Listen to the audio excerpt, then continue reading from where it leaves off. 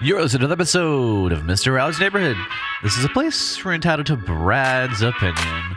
And now for your host, Brad Allard. Well, that was a... What happened? That music just goes cut. It just cut. Okay, so it wasn't like we're still on the air, right? No, we're still on. Okay, see, this is what the fade hometown did not podcast- work. The fade did not work. Okay, see how much fun hometown podcast can be anyway. It just seems like just minutes ago I was on with y'all. I did a 9 o'clock show just because I had to do something. I couldn't stand not to make a bunch of comments about Congress and Joe Biden. My wife says, "You're driving me crazy. You need to get back on the air so I don't have to listen to all this crap." But anyway, today on the regular schedule show, we have Larry H. Scott, and the first question everybody has on their mind is, what does the H stand for? Well, it was my father's name, Holman. Holman, okay. Well, now that's solved. Okay, we don't want to make that a big political issue, though. But there you are. But we're going to have a big announcement in a minute or so, and we're going to talk about that. As we all know, election season is just around the corner, and we're all looking forward to it. Maybe not, but we'll see what happens. But let's go through the sponsors real quick, and then we'll get to Mr. Scott. Okay. Thank you, Daniel. CrossFit Burleson, 317 Southwest Wilshire. Go over there and get fit. Don't throw a fit. It's a pretty good workout. You have all these different equipment to use. They have trainers. They have programs. So you're not just over there on your own. You'll be given guidance and supervision and whatnot. So check out their webpage at CrossFitBurleson.com to see about their membership plans and other types of inducements. Also, thank you to Shandy Stocksville. She'll be on next Monday. She has an announcement of her own. That show will be at 10 o'clock, so we can fit everybody's schedule. But anyway, Shandy's going to come on. We may talk a little real estate, but she also has some announcements to make, and we'll be talking about that. So Shandy Stocksville Group is somebody you need to talk to if you're going to be moving in and around this area. Also, our place, a place that Mr. Scott knows well. Otto is, big wheel in this town, and whoa, the light just went off. What is going on here? I don't know. Hey, come on. I didn't touch a thing. Come on, man. No, who knows? Anyway, Our Place Restaurant. Everybody knows it. Everybody knows Otto. It's like I always kid him when I actually see him there that he's like, the maitre d' or Dean Martin or something like that, just going around being a big shot. But everybody loves it. So go there for good food and good service. Also, Wild Cigar and Culture. I had Chris on Monday. We were talking about running a business. Are you a cigar smoker, Mr. Scott? No, not okay. No, I am not. Okay, well, if you know somebody that is, that's where you send them. And that's also where you can get gift cards for your friends or family that do smoke cigars. Also, it has an open bar, or not open bars, bring your wallet. Okay, I don't want to imply anything else. But no, it has a bar and it has TV, and they're going to have a lot of activities around the NFL playoffs. And so go check that out. They'll even show them after the Cowboys lose next Monday. So... Yeah, well, who knows? Anyway, Wild Cigar and Culture on Hidden Creek at the Standard. Also, Tiffany at Local Life, thank you. The magazine's out. It's been out for about a couple of weeks. The next one will be out the first week of February. Check out locallifetx.com so you can see what's going on. And in the middle of the magazine has a lot of city events she does for the city. She, not just special things, but what's going on at the library, what's going on with Parks and Rec. And so you can check out not just local advertisers, but also what's going on with the city with Local Life magazine. And Southern Gym, a friend, Gayla Moores. You been out there before? Been to Southern Gym a couple of times. And they've done some minor work for me, some watch repair. Yeah, that's part of they do. They have a big not a side job. That's one of the main jobs is watch repair. They get a lot of that, and they get a lot of jewelry repair, a lot of resizing, and it's something that was handed down to them. They may want refitted, or maybe the diamonds or the other jewels cleaned up, fixed up, whatever. And of course, they have inventory, and they'll be moving to the bottom of the Windmiller building in about 6 weeks. And so next time you go there, if she's not on the third floor, she'll be on the first floor, and it's going to be a lot bigger space, and it's going to be nice. From what Gayla describes, it's going to be a pretty nice location. Also, thank you to Hotworks over in 731, the Infrared Workout System. Michelle will be on the show on the 30th, I believe.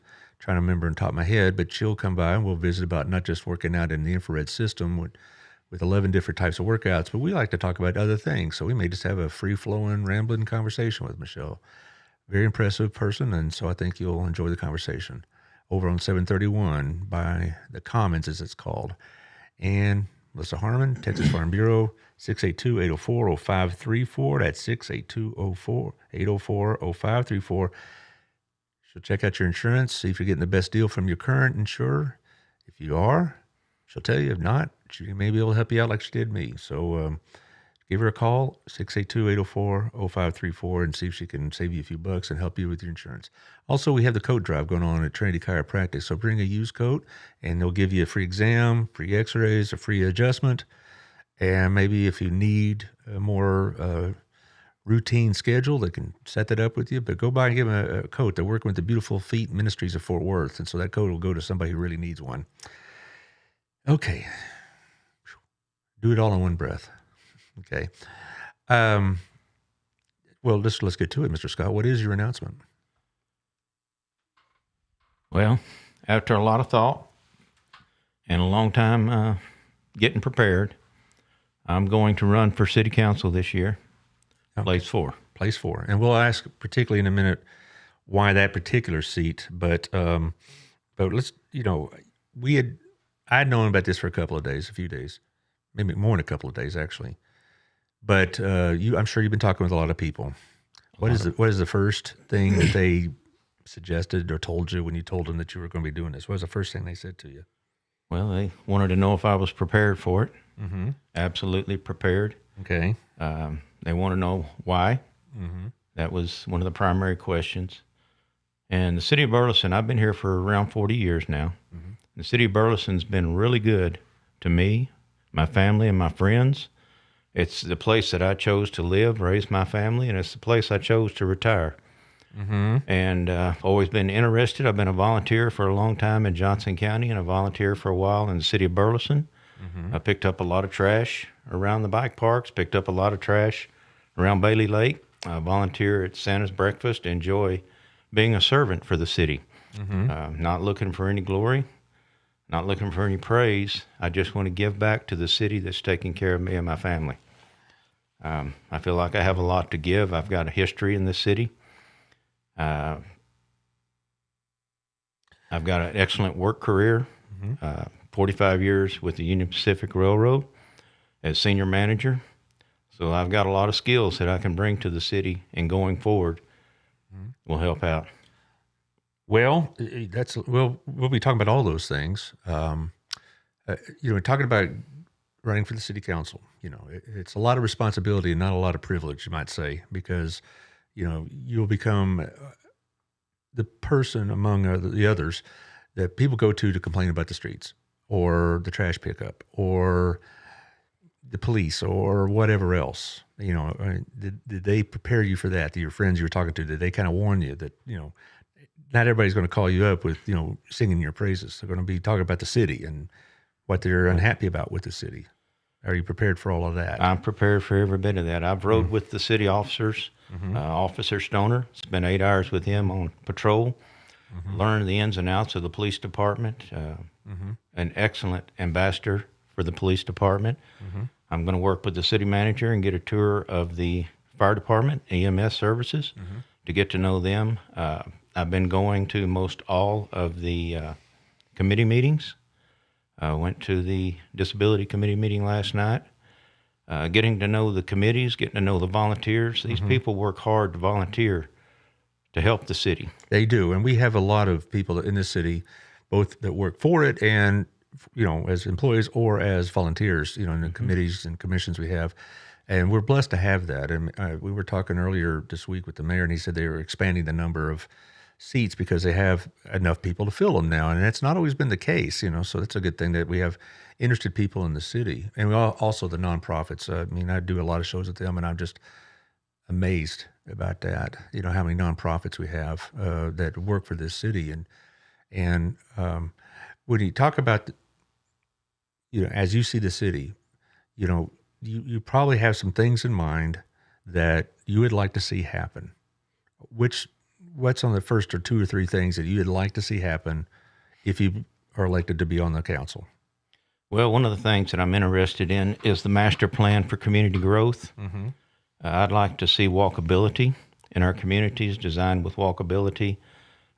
Traffic's an issue, and walkability in the neighborhoods where you have stores in the neighborhoods are designed correctly, where you can walk from your house to a store or facility that you need and walk back home. It creates a healthy neighborhood. It's good exercise. You get out, you meet your neighbors. It takes a lot of traffic off the roads too, because going down 174 any time of the day or night, there may be 200 or 300 cars that are in your way that may just be going out to get a soda or a loaf of bread. Or if you had walkability communities, they could take care of the business at home, and it would solve a lot of the traffic. Right. So I'm interested in the neighborhoods, the way the community's growing, the way it's developing. I'm interested in the business, where we're putting our business, what business we're inviting to come to our city to become partners with. Economic development's doing a great job there, bringing good customers to our city. Interested in traffic. A lot of people talk to me about traffic, what's going to happen with the traffic. For example, 174, people get tired of sitting on 174. It's a thoroughfare. I know it's TxDOT's responsibility to maintain that highway, but the city is a partner with TxDOT on that highway, and there's a lot of things they can do. 3 miles of it going through the heart of the city has 11 traffic lights, 13 intersections, and 85 driveways. So everybody's turning in and off the highway, which plugs it up.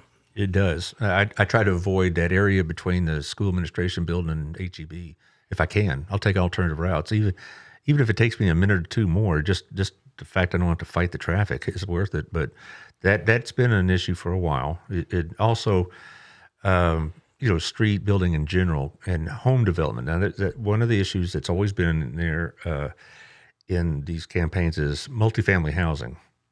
Do you have a particular view on that, or an idea about the availability of multifamily housing, like apartments and such? Do you have any kind of plan in mind that you'd like to see happen? We need apartments. I've lived in apartments. I know the need for the apartments. A lot of people live in the apartments that they choose to live in apartments because that's the life that they enjoy. And we shouldn't take away the ability from any citizen in the city of Burleson to live the life that they enjoy to live. Now, the location of apartments, just like the location of businesses and hospitals and stores, needs to be designed correctly into the master plan. We just don't need to put apartments everywhere in every community.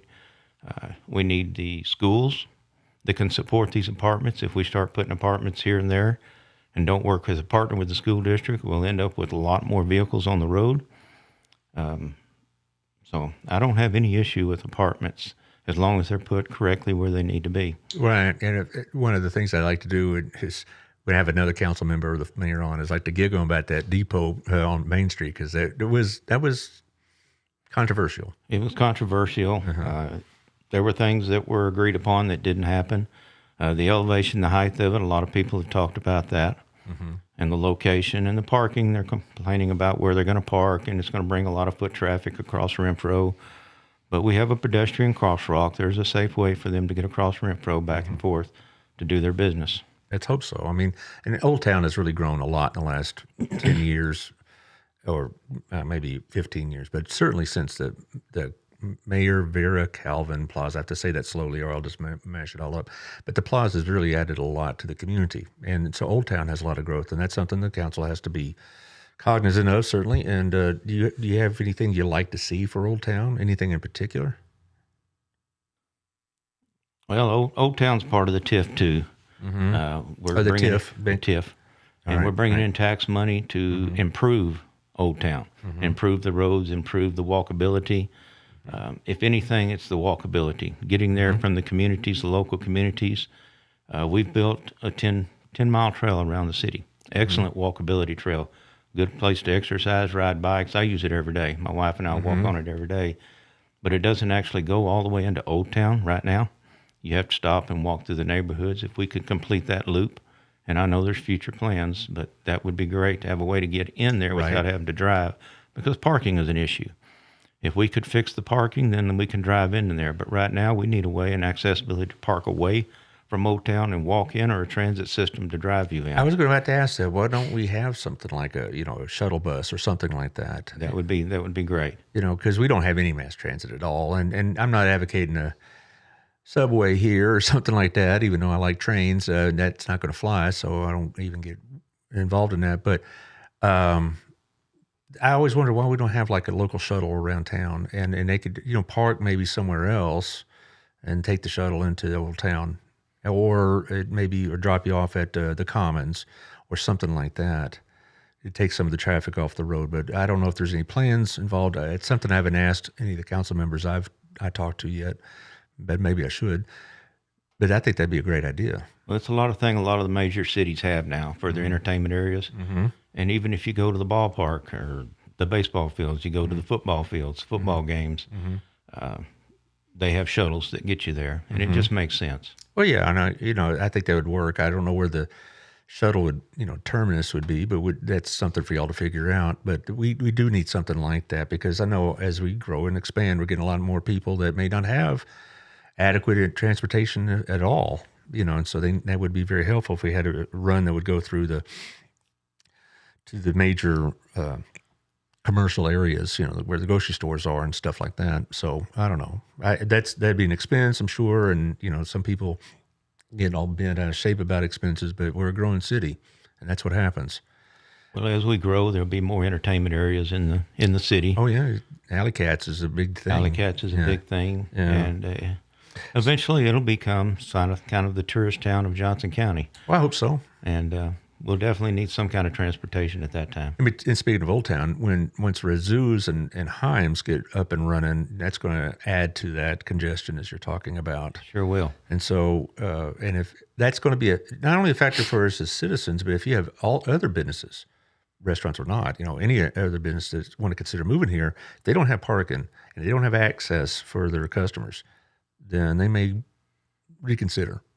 Okay, and I think Burleson offers a great business opportunity. We're right at the edge of Tarrant County and Fort Worth and all that, and we're kind of like the nexus of Johnson County. Everybody, either comes from Alvarado, Cleburne, Joshua. They all come through Burleson.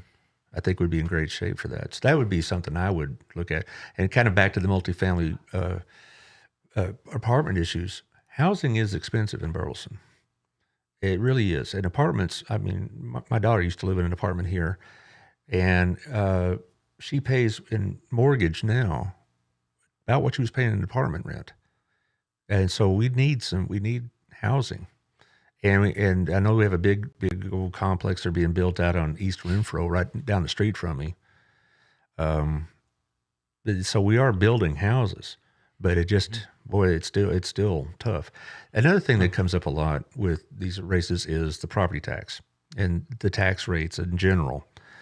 What are your thoughts about Burleson's property taxes? Are sufficient, too high, too low, whatever? Well, I'm not going to be the politician that says I'm going to lower property taxes. Okay. That's a hard ship to float.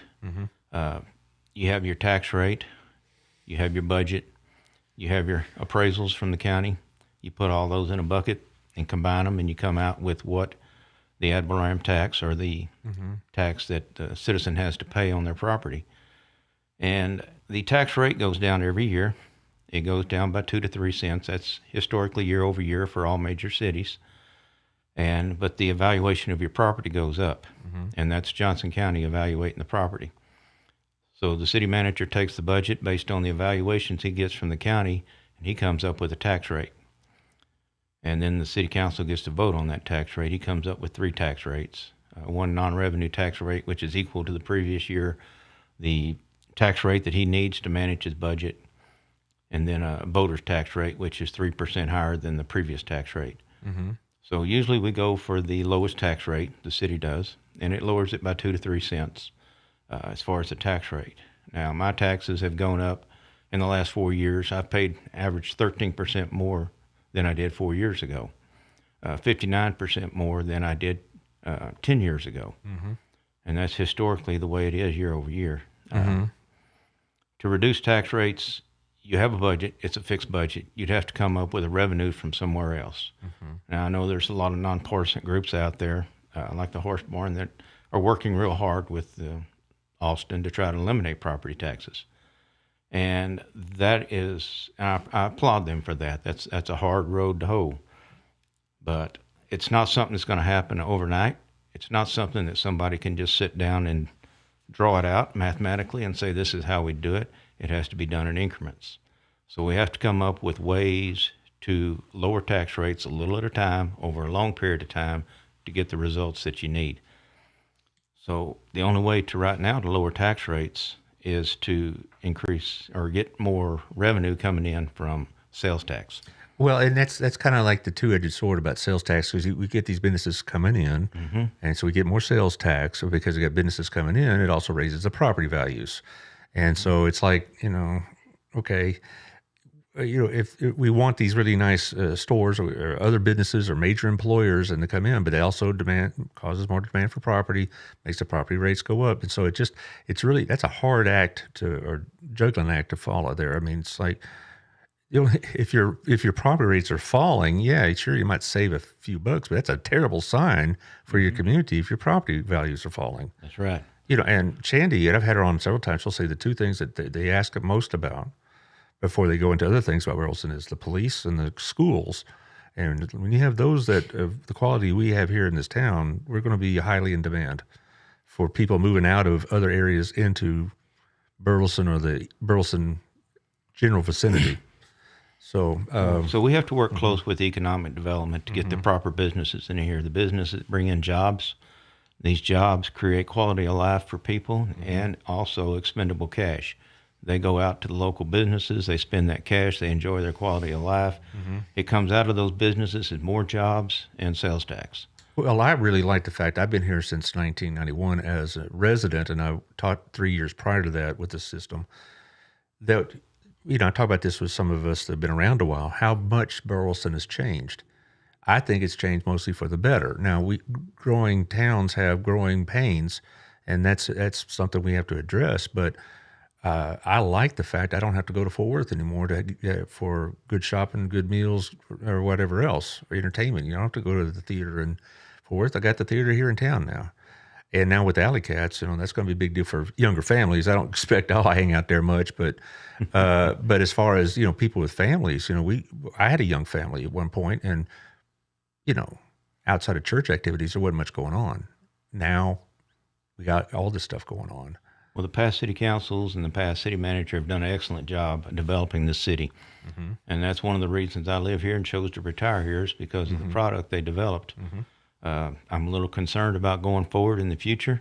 The city's growing. Its demands for leadership are going to take a little more experience than we've had demanding in the past. Do you want to expand on that about your concerns? One of my concerns is at the city council meetings, we need to be prepared. We're bringing in big business. These are professionals that know how to manage business. We need somebody on the city council that's dealt with big business year over year, that's dealt with big budgets, that's dealt with FTE, full-time equivalents or employees, dealt with fleet. And these are items that I've dealt with for years and years, similar to the size of the Burleson city. And by doing that, I understand what the city manager's doing. I understand what these businesses are doing when they come in and ask for permission to be partners with us. So making the decisions that city council has to make on the budget and making the decisions city council has to make on the direction of the city, I have all the ability to do that. The education, I have the experience, and going forward, it's going to take more experience on the city council to make those decisions. What is your work experience and your education? Education, as far as education goes, I've not have a lot of degrees. I've attended the business college up in the University of Nebraska, Omaha. Went through that, and it was in partnerships with Harvard. I've gone through a lot of education in Utah, Salt Lake City, commuted there for 4 years, have took in some microprocessor classes, some computer science classes, took in some computer math classes. That's over my head. Yeah. And I've taken a lot of management classes over the years and did a lot of teaching over the years. But as a senior manager with the railroad, I managed a lot of heavy budgets, a lot of CIPs, capital improvement projects that were equivalent to the annual budget of the city of Burleson. So when you're working with the railroad, you are in effect, you're going to have the skill set automatically or from day one, so to speak. I mean, there's always a learning curve, but your curve is going to be pretty short. Yeah. Because you've already done these things before with the railroads. Well, the skill set I had is basically equal to what the city manager does. The city manager, his responsibility is to manage the day-to-day events of the city. But by going into city council, I understand that my position would be to manage the budget and manage the direction of the city, not to get involved in the day-to-day events. But by having experience in that, I would understand when something comes before the city council, how to vote on it. But there you go. There's somebody right there that says going to vote for you on the screen, Jackie Jones. Thank you, Jackie. So that's one vote. I guess you and Sherry make three. So at least you got three votes. Okay. That's a start. That's a seed. Well, but I really am intrigued by the railroad business because, I mean, the carryover is so direct to what you're going to be asked to do as a city council. Now, if I were to be on a city council, my learning curve would be exceptionally steep in certain areas because I'm not knowledgeable about capital improvement projects yet. I mean, I like to think I'd learn, but you seem to already have that already part of the package. I've done my homework on the budget for the last 3 years, extensively studied it. They've done a great job. Our finance manager, director's done an excellent job. We have with the 3 credit raters, we have a AA plus, AA minus, and AA3 rating, which is excellent. He keeps the city leveraged to about 30%. It's best of my rating, or calculations, which is excellent for a credit rating. So the city's standing good. The city's in good shape now to progress forward, but we're going to need the leadership and the skills in there to make it a professional. Now, you mentioned, Sid, you've been studying this. How long have you thought about running for city council? I recently retired last year in August from the railroad. About 2 years before that, as a volunteer, I was trying to think of how I could help the city better. So I ran several options through my head, being on the city council. I even considered going for the mayor at one time. But I stepped back down to city council. I'd like to do it in steps. That may be in the future. Well, so you want to get some experience before you become mayor? It may, or possibly, or think about it again. Let's put it that that's way. Correct. Well, good. I've never wanted for anything I didn't earn. And going straight to the top has never been my position. I like to work my way to the top. That way, when I get to the top, I am the professional that's required by the voters. Well, so like your railroad career, you started probably at an entry level and worked your way up. How long were you with the railroads? With the railroad, 45 years. I started out living in a bunk car, traveling around Texas and Oklahoma, digging ditches, climbing poles. Moved up from there into the communication part of it, and was a wire chief for years.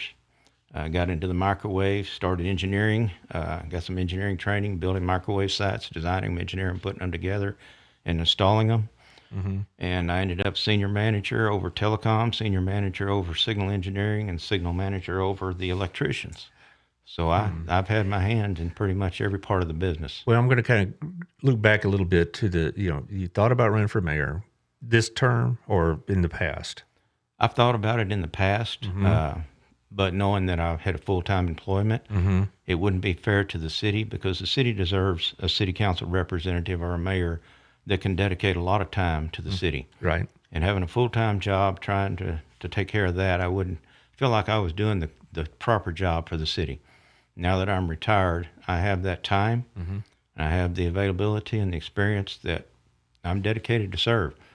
I've always been dedicated to serve Burleson, and I'm willing and ready to take on the position and do the best job I can. I know that as a city council representative, you work for the city and citizens. The citizens are the shareholders of this corporation.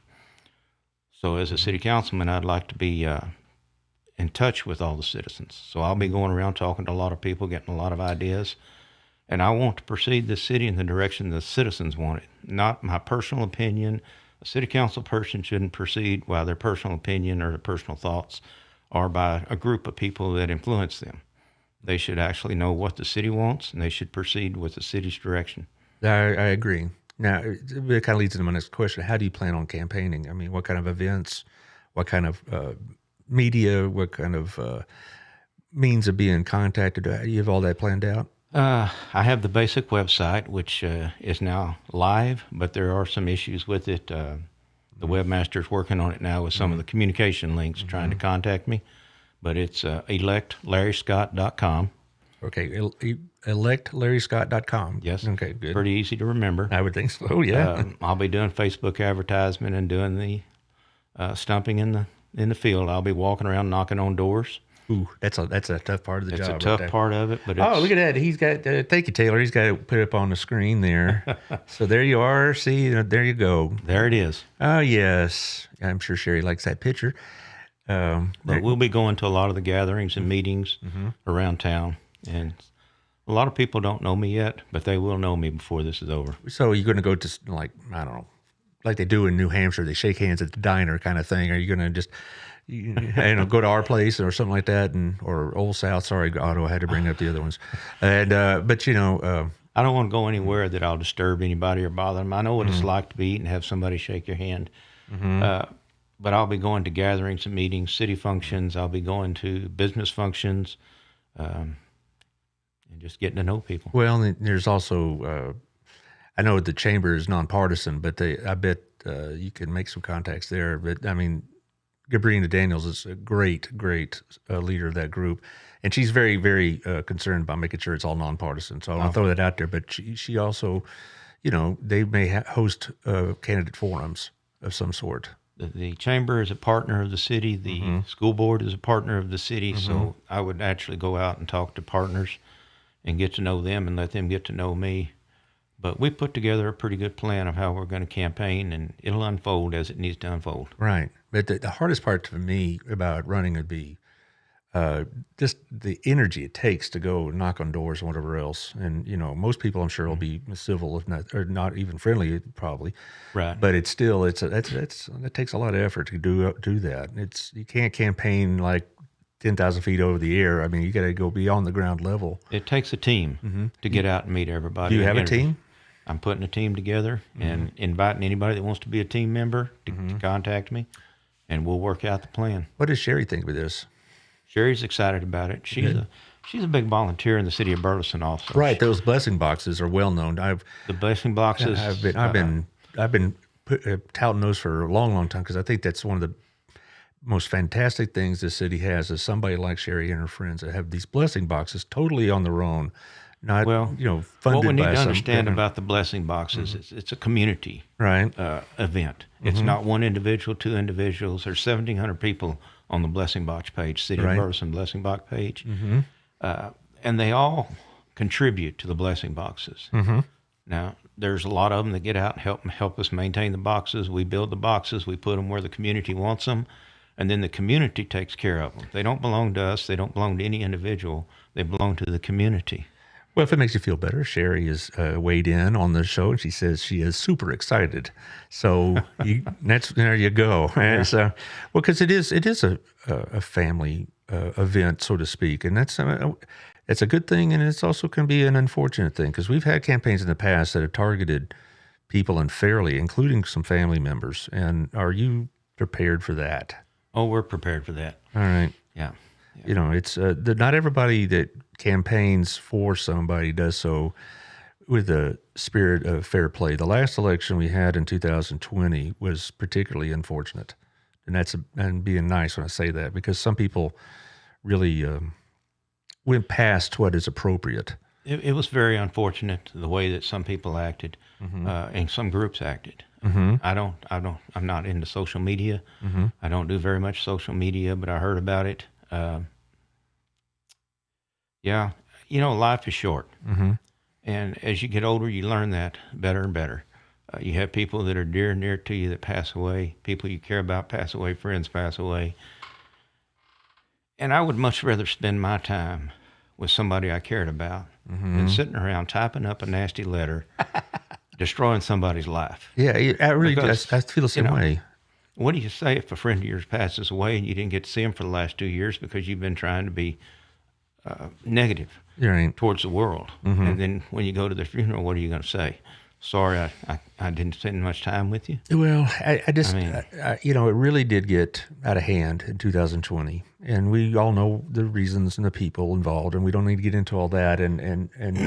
But it's going to be, I'm hoping this time different, where we can focus on if we have criticisms, that's policy based, not personal based. Criticizing your position on taxes or whatever else, that's just part of the game, right? It's part of it. And you're fully prepared for that. But the other stuff, it's off the limits. Keep the families out of it. It's like the old mafia rule: keep the women and children out of it, so to speak. The wives and children. It's not my position to judge those people that cannot stay out of that part of the world. Yeah. I've got the Lord in my heart, and I just forgive them and move on. Yeah, and I really in my heart think that this is going to be different, because I think a lot of people saw what was going on a couple of years ago and were appalled by it, were repelled by it, and they don't want this to happen again. And so I think the participation of the people that take this stuff seriously and legitimately and appropriately, I think their participation level is going to be higher. A lot of times these city elections aren't very well participated in terms of votes. Certainly, our school board election, same way.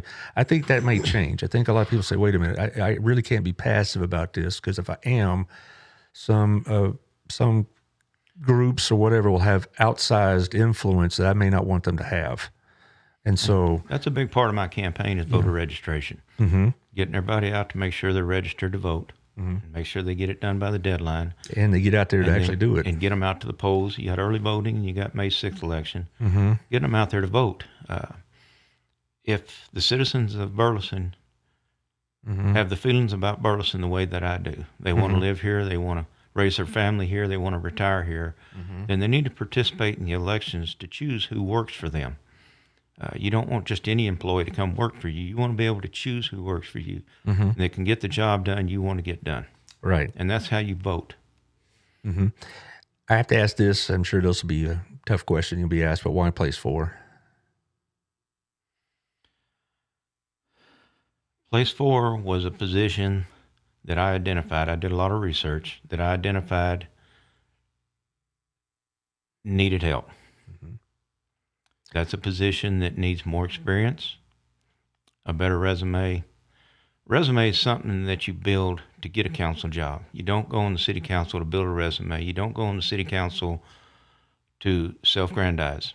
You go on the city council to serve the citizens. And you got to have a servant in your heart. You've got to be dedicated to serve. And that's the one position that I think that I could benefit the city the best on. Okay. And I'll just move on from there, because, that's a great answer, and I can't really add to that. But, you do have a lot of long days ahead of you in the campaign, and I'm sure you're going to have a lot of support in this. When you talk to people, what do they say to you to support you? I guess it's the best way to put it. Most everyone I've talked to supports me. I haven't had didn't anybody answer that question very yet. well, but They want to support. People are calling me wanting to know when my signs are going to come out. So when are they coming out? They should be out in the next couple of days, but we can't put them out till February. Well, no, and that was another sticking point to some. So I won't be handing any out until the legal date. There you go. One of our couple elections we've had, people just jumped the gun on that, and that really was, to me personally, irritating. It's like you want to represent the city, but you're not going to follow city ordinance. I mean, that doesn't make sense. Or you're going to try to find some sort of sneaky loophole around it. Just play by the rules everybody plays by, right? And that's fine. I learned in business a long time ago, you don't make any deals, you don't make any promises, and you follow the rules. Working with the telecom industry, working with the electricians and the signal engineering, they were all CBA. They were all union agreements. And you found out real quick that if you tried to circumvent the rule, if you tried to make an agreement or a promise outside of the ordinance, then it's going to come back and get you. Every time. Bite you in the behind. And the ordinances are there for a reason. It's just like rules. Rules are written from blood. People get hurt, they write new safety rules. Things happen in a city, they write an ordinance to prevent it from happening again. Yeah. So when is the opening day, so to speak? Do you put your signs out? I don't know the exact date that would be. I'll have to look again. Yeah, I don't know what it is. It's February 17th, 18th. Is it like 90 days? It's 90 days Okay. before the election. Okay, The so election's May 6th. we're gonna have a big picture. and We can everything. ask Siri. She helps me out a lot on that. Everybody's assistant. That's great. That's right. And so you're going to have your signs. You're going to have, of course, you made the plunge on the social media, and you're going to do all the events that you're invited to, and all that. As far as like enlisting volunteers, that website will be able to do As soon that as for they you. get the link fixed, Yeah, they'll be able to volunteer. Well, they need Taylor on that. He can do about anything on the computer. Ain't that right? He was paying attention to something Yes. else. Okay, No, yes. I'm just muted. Oh, he just muted. Okay, no. Yeah. Well, Whatever you need. He's trying to keep all I this. talked to Taylor earlier before the show, and Mm-hmm. I think his time is booked. He's got a lot going on. Well, I hope so.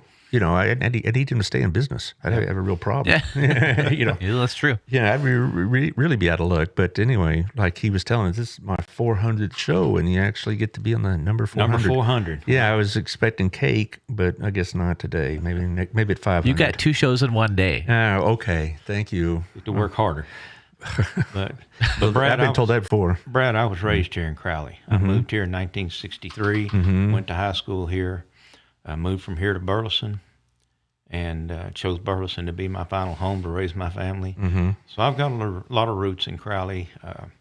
Used to go to the Baptist church right down the road from here. Was a royal ambassador in the parsonage behind the church. I think the church is now a print shop. Yeah, it is. It is. But yeah. I've got a lot of roots here, and Well, you said that before comfortable this here. very building used to be a butcher shop and slaughterhouse. this was Haley's Butcher Shop. Yeah. The Haleys lived here. I went to school with Curtis Haley. Across the street used to be an old barber shop we'd go to and get our hair cut every Saturday and listen to the old radio. And then out here in the street, they used to have square dances every Saturday night back in the 60s and early 70s. We need to have a square dance at the plaza. What do you think about that? That would be great. It would, wouldn't it? Yeah, Old fashioned. I don't know, hoedown of some sort. That'd be fun. I've got some friends who've been square dancers all their life. They love it, and it's the only way they'll dance. If we can get it, I'll get them here. What are your hobbies? Do you have any particular golf or anything like that, or hunt? Working in the railroad industry was 24/7. So you have much time for And- golf. Huh? August the 1st was the first time my phone didn't ring in the middle of the night in 45 years and wake me up. So I when I can, I do some golfing. Sherry and I like to do a lot of camping and fishing, go out RVing when we can and get away. So that's the basic hobbies I have. I think you're going to have a pretty good chance of winning this election, to be frank, because I think Thank you. you have what people want in a city council person. You have the experience, you have the knowledge, you have the know-how, and most importantly, you have the proper desire. And I think people are going to recognize that pretty clearly when they talk to you. After 2 minutes, they talk with you. I think they're going to realize that not only is your heart in the right place, but your resume is in the right place. So I really do believe you have a very strong chance.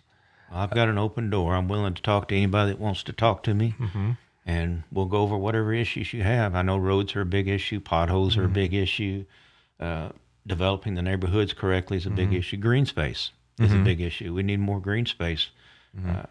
Plant out some flowers. Well, you'll have an ally with turf grass. Victoria. She's going to be on the show in about 10 days, and she's big in the parks. Yes, she is. So Yeah, my wife serves on the park board here in Burleson. here's another friend that says going to vote for you, Tiffany Powell Hargrove, whom I'm not familiar with, probably a friend of yours. Thank you, Tiffany. Okay. She's a neighbor. Okay. Well, good. Well, and Sarah Carlson, William Carlson said so. You got 6 votes, man. You're already way ahead. I'm on top of the game. Yeah, let's hope so.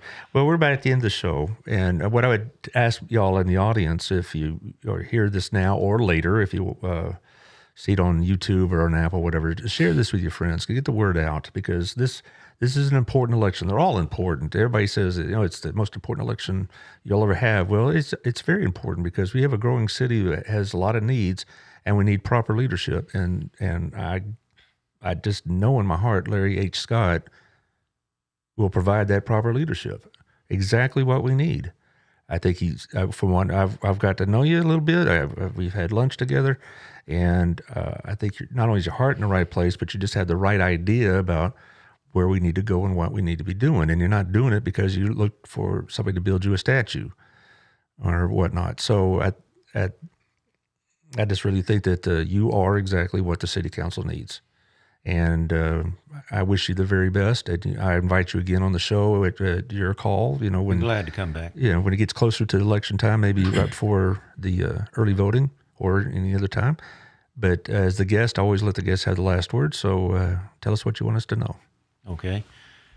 Well, as my parents taught me, and like I said before, I've never wanted for anything I didn't earn. So I don't want to be put into city council without earning it. I want to earn your vote. I don't want to expect your vote. So give me the opportunity to meet with you. Give me the opportunity to talk to you. Let me find out what your needs are, figure out what I can do to help you, and let me earn your vote. And I'm looking forward to May 6th, the elections, and I'm looking forward to a record turnout. So talk to your friends, talk to anybody you know that's a voting citizen in the city of Burleson. Let's make sure they get registered, and let's make sure we put it on our calendar to vote. And Tim Hoffman says you got his family's vote, so there you go. You're just Thank you, Tim. You're just racking them up. Like I said, friends, share this as not just because I like the ego. It's great for my numbers, even though it is. Share this because it's important. Share this with your friends. Get the word out. It's important that we have the kind of people that we need on the city council for the right reasons and the right motives. So I appreciate you being here, Larry, and I appreciate more than anything else you're willing to serve, because it's a hard job. It's a hard thing to campaign for, and I appreciate you're willing to serve, and I wish you all the very best. Thank you very much, Brad. Okay. We'll see y'all Monday with Shandy, and I'll see you then.